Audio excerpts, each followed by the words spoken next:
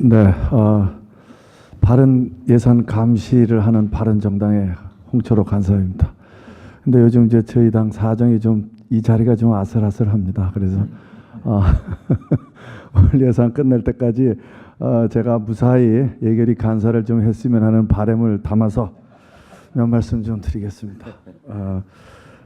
우선 저는 사실 이제 재정 전문가는 아닙니다. 우리 자유한국당이나 국민의당처럼 이제 저희 당보다 큰 당은 이렇게 재정 전문가들이 계셔서 두 분 간사님은 안 오시고 전문가분들이 나오셨는데, 저는 유감스럽게도 기업 회계는 좀 했는데 국가의 재정 단위는 제가 처음 접해보는 거기 때문에 전문가 여러분들께서 제가 혹시 바라보는 시각이 좀 다르더라도 저 사람은 기업 회계를 하는 사람이 돼서 그런 것보다 하고 양해를 좀 부탁드리겠습니다. 우선 이제 우리 존경하는 김정석 의원님, 정인하 의원님이 말씀해 주신 부분들이 제가 준비한 자료와 많은 부분이 상당 부분 겹치기 때문에 새 예산과 관련해서는 이제 크게 한 3가지 정도 제가 보는 문제점에 대해서 한번 짚어보고 한 가지만 가지고 좀 저는 말씀을 좀 드려볼까 합니다. 기본적으로 이제 7.1% 인상을 함으로써 28조가 증액이 되고 429조짜리 이제 슈퍼 예산이 되는데요.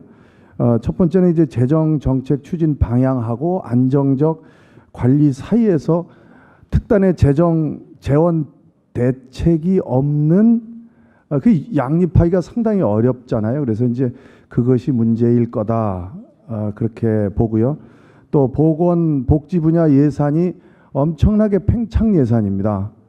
그래서 SOC 예산이 상대적으로 마이너스 책정이 되는, 아까 윤우덕 의원님께서는 불용이 한 3조 정도 넘어올 정도로 SOC 예산이라고 하는 것은 탄력적 운영이 가능하다 이렇게 말씀하셨는데, 어쨌거나 이번 예산에서는 이렇게 돼 있어서 이 부분에 대한 우려가 많은 것 또한 사실입니다. 그리고 의무지출 비중 50% 이상 이제 올라갔습니다. 그래서 구조조정의 한계를 드러낸 것인지 우려스럽고요. 경직성 예산 증가는 뭐 여러분이 다 아시는 바와 같이 기업도 마찬가지입니다. 이거는 언젠가는 문제를 가지고 옵니다. 그래서 이 부분에 대한 지적을 꼭 하고요. 우리 이제 기업은 벌어야 씁니다. 그래서 버는 데 집중을 하고 쓰는 데는 그 다음이거든요. 근데 이제 이 재정은 우선 쓰는 규모를 만들어 놓고 용처를 만들어 놓고 그 다음에 어떻게 곳간을 채워서 이것을 줄 것이냐, 거꾸로 가죠. 기업하고는 반대로 가요. 그런데도 불구하고 버는 게 어렵습니까? 쓰는 게 어렵습니까? 저는 버는 게 어렵다고 보거든요. 그런데 정부는 사실은 버는 거는 크게 어렵지 않다고 저는 봅니다. 그냥 이런저런 그 수단이 많이 있어서.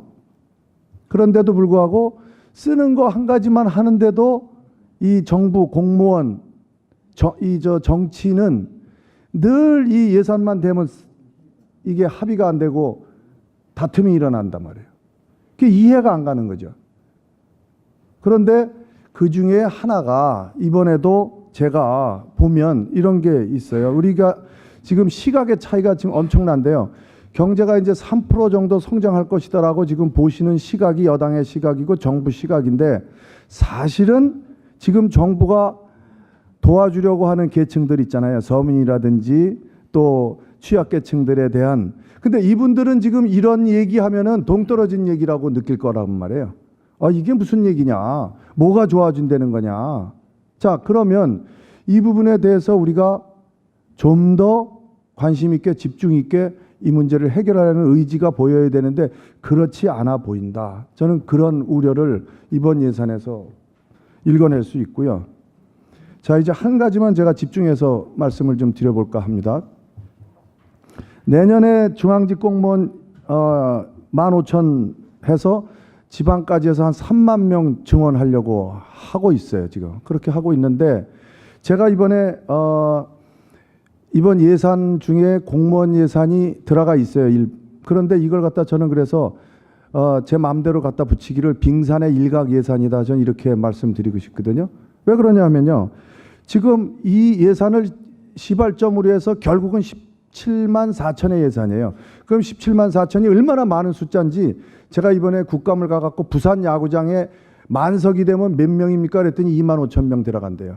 그럼 2만 5천 명 그거를 부산 야구장에 7배를 꽉 채워야 되는 숫자입니다. 이게 감각적으로 잘 안 오실 텐데 이렇게 말씀드리면 백승주 의원님 금방 이해 오시죠? 야구장 7개에 사람을 가득 채워야 17만 4천 명이에요. 어마어마한 숫자입니다. 그런데 이게 이제 중앙에서 채용이 한 10만이고 나머지 7만 4천이 이제 지방정부가 할 건데요. 지방정부도 결국은 중앙의 책임이죠. 이 정부의 책임이고. 그런데 중앙의 문제가 그냥 하나만 단순하게 보면은 뭐가 있냐면요. 지금 2만 6천 명 정도를 5년간 뽑을 건데요. 누구를? 부사관을. 부사관은 지금도요. 하사에서 중사 진급률이 68%뿐이 안 돼요. 그러면 2만 6천 명 뽑아갖고 또 사단 만들고 부사관 사단 만들 건지 전 잘 모르겠어요. 그런데 이 사람들 중사 진급 못하면 내보내야 돼요. 군 조직이 바뀌지 않고 직제가 안 바뀌면요. 편제가 안 바뀌면 내보내야 돼요.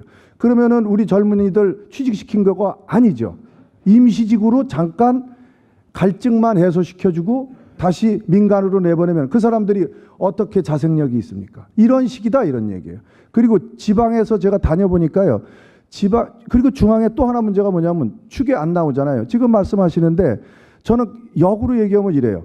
자, 만약에 야당이 공무원 좀 증원하자고 하면 여당이 비용의 문제, 예산의 문제를 들고 나오실 거예요. 그때 뭐라고 할 거냐 하면은 이거는 이만큼이 들어갑니다. 어마어마하게 들어갑니다. 하고 국회 예산처가 한 것처럼 산식을 가지고 예산 추계를 해갖고 국민 앞에 내놓을 거예요. 이거 안 됩니다. 이래서. 그런데 지금은 역으로 되다 보니까 추계가 안 됩니다. 이렇게 나와요. 예산처는 하는데 정부는 안 됩니다. 이래요.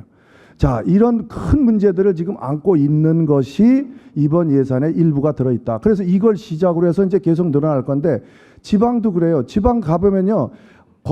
저 부산 같은 경우에는 대구 같은 경우에는 지금 견원에 25%를 더 인원을 더 뽑겠다 그러는데 중앙정부에서 얼만큼 소요량 파악하니까 한 뭐 1,500명 또 부산 같은 경우 3,500명 그러면 그게 대략 봐서 자기네 현재보다 한 25% 정도 되더라고요. 그러면 돈을 얼마나 들어간다고 봅니까? 재정 추계는 그랬더니 안 해봤습니다. 이게. 그러면 누가 해줘야 돼? 이거 중앙정부가 다 보통교부세를 물어줘야 될 거 아니에요. 그거에 대한 대책은 또 없다 이런 얘기예요. 맞물려 있어요. 같이 막 물려가요 이게. 자, 그래서 이 공무원 증원과 관련돼서 올해 결산을 못하고 있어요. 결산 마무리해서 이 문제가 털커덕 가서 서로 간에 이견이 와갖고 추계해달라, 추계 못한다. 그래서 결산 못해요 지금. 그런데 내년 예산은 이제 또 바로 오늘부터 시작된 겁니다. 이거 가지고 저는 엄청난 사회 갈등이 올 거고 심지어 제가 뭐라고까지 얘기하냐면 신고리 오리코기는 왜 공론화위원회 만드는데 환경단체가 주장하니까 공론화하는데 지금 공무원은요 박근혜 정부가 333조 연금 삭감했어요. 그런데 지금 늘리는 대로 하면 예산처가 한 거대로 하면 327조가 늘어나요. 순중이 그 급여만. 그러면 만약에 이거 안 줄였다 그러면 이거 두 개 합치면 600조가 넘어갑니다. 650조가 됩니다. 이런 어마어마한 문제인데 이건 공론화위원회 해야 되는 거 아니냐 할 정도로 제가 이 문제에 대해서는 이건 너와 나의 문제가 아니고 여와 야의 문제가 아니라 우리 아이들의 문제고 대한민국의 문제다. 전 이렇게 보는 겁니다. 그래서 여기에서 어마어마한 돈들이 몇십 조가 들어가는 돈들 많지만 그중에 반 이상은 경직성이니까 그렇다 치더라도 나머지 쪽에서 불과 몇천억 원뿐이 안 되는 돈이지만 그 돈이 안고 있는 내포하고 있는 문제가 가장 큰 예산이 공무원 예산이다. 저는 이렇게 보고요. 1분만 하겠습니다. 그래서 이 문제에 대해서는 다시 한번 우리가 소통이 뭐 별건가요? 이런 문제만큼은 좀 여야 없이 한번 좀 마음을 열고 했으면 좋겠고요. 지금 최저임금 문제가 나왔는데요. 이 문제도요. 지금 구급 공무원 1호봉이 만약에 채용을 하면요. 최저임금 10,000원으로 올리면 무슨 문제가 발생하는지 아시죠? 그 사람들 임금 50%를 올려야 돼요. 지금. 그 사람들 최저임금이 아니에요. 10,000원으로 올라가면. 이런 것까지 다 가만히 돼야 되는 게 공무원이다. 연금은 말할 것도 없고요. 제가 말씀드린 거 연금은 아예 대상에서도 빼진 겁니다. 30년 동안 줘야 될 봉급만 얘기하는 거니까.